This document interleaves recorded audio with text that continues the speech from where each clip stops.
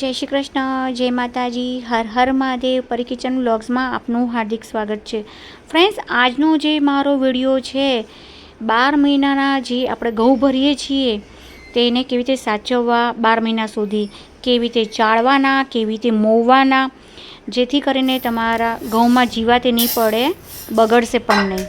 તો આ જે ઘઉં લીધા છે અમે MP સરબતી ઘઉં લીધા છે, એકદમ ચોખ્ખા મસ્તિંગ કટ, અને આમાં સારામાં સારા ઊંચી ક્વોલિટીવાળા લીધા છે. ફર્સ્ટ કોપી જે આપે એ ક્વોલિટીના અમે આ ઘઉં લીધા છે, તોતા મેના કરીને છે.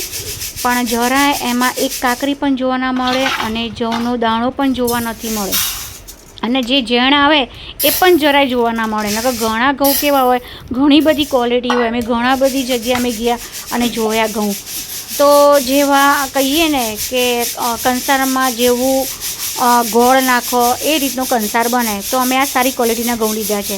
તો સૌ પ્રથમ તો અમે પહેલાં કોટનનું એકદમ મેં ચાદર જૂની હતી પાથરી કાઢી. તો હું અને એક બીજા એક આંટી છે, મને ઘણી વખત મદદ કરાવે છે, તો એ આંટીને મેં બોલાવ્યા હતા.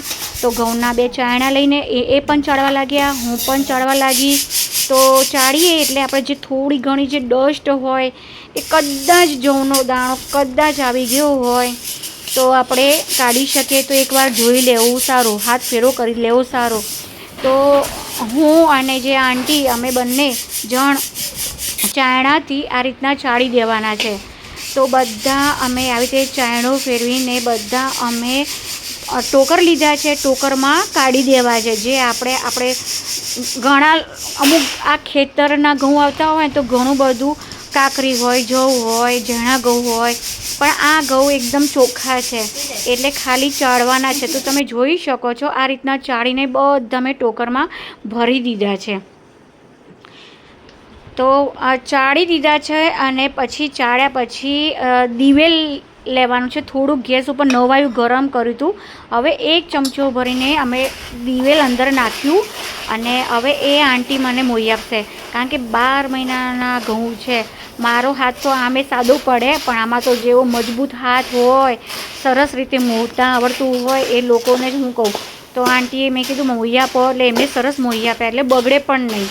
ઘણા લોકોને ફાવે તો ઘણા લોકો જાતે પણ મોવે છે, પણ એમને મને સરસ મોઈ આપ્યા 2 હાથથી. તમે જોઈ શકો છો આ રીતના મોવવાના 2 હાથથી, એકદમ મસળીને અને ઊંચા નીચા કરીને થોડુંક તેલ વ્યવસ્થિત નાખવાનું આપણે દિવેલ, જેથી કરીને આ 12 મહિનાના જે ઘઉં છે કદી બગડે નહીં એટલા માટે. તો તમે જોઈ શકો છો વિડીયોમાં. તો આપણા ઘઉં બધા આ રીતના મોવવાના છે. તો જો ટોકરમાં નવાયું તેલ કરવું જરૂરી છે, જેથી કરીને આપણું ઘઉં બગડે નહીં એટલા માટે. તો હાથથી એકદમ એ આવી રીતે મસળીને અને બધા મોઈ કાઢ્યા છે. અને અમારું ઘઉંનું પીપળું છે એ મેં પહેલાં ધોઈ દીધું હતું, 2 દિવસ તડકામાં તપાડી દીધું હતું. અને તપાડી અને મેં કાલે હું બજારમાં ગઈ હતી તો પ્લાસ્ટિકની જે આવી ઘઉંની અનાજની ભરવાની જે બેગ આવે છે એ મેં અંદર મૂકી દીધી. અને પછી આપણે જે આ ઘઉં બધા મોઈ દીધા છે, એક ટોકર તો મોઈ દીધું, આ બીજું ટોકર પણ એ મોવે છે. તો પછી સાથે અંદર નાખતા ફાવે એટલા માટે. જે લોકો નવા છે તો પ્લીઝ મારી ચેનલને સબસ્ક્રાઈબ અને લાઇક અને શેર કરજો. તો હવે આ ઘઉં નાખી દઈશું બધા સાચવીને અંદર પીપળાની અંદર. તો આ રીતનું આપણે ભરી દેવાના છે ઘઉં. હવે આ બધા ઘઉં ભરાઈ ગયા છે અને આ રીતનું મેં રબડ ફીટ ભરાઈ દીધું છે અને ખોલવાનું નથી આ રીતનું. તો આ રીતનું હું ફીટ બાંધી દઈશ અને ઉપર પેપર પછી હું મૂકી દઈશ, તમે જોઈ શકો છો. અને આ રીતનું પેપર આપણે મૂકી દઈશું અને હવે પીપળું આપણે બંધ કરી દઈશું. અને આ બીજું પીપળું છે નાનું, જે અત્યારે રેગ્યુલરી અમે રોજી ઉપયોગ થાય એ પહેલું વાપરીએ છીએ.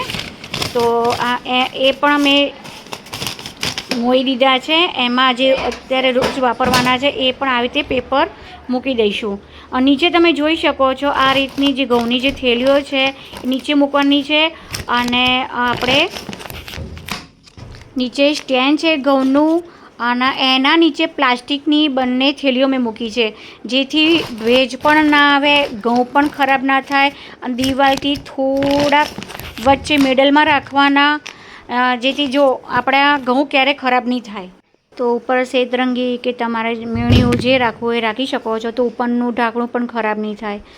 અને નીચે પણ સ્ટેન્ડ છે, નીચે પણ પ્લાસ્ટિકની તમે જોઈ શકો છો, એટલે ભેજ પણ નહીં આવે અને આપણે ઘઉં પણ 12 મહિના સુધી રહેશે. અને દિવાલથી થોડીક મિડલ રાખવાનું. વિડીયો સારો લાગ્યો તો શેર કરજો. જય શ્રી કૃષ્ણ.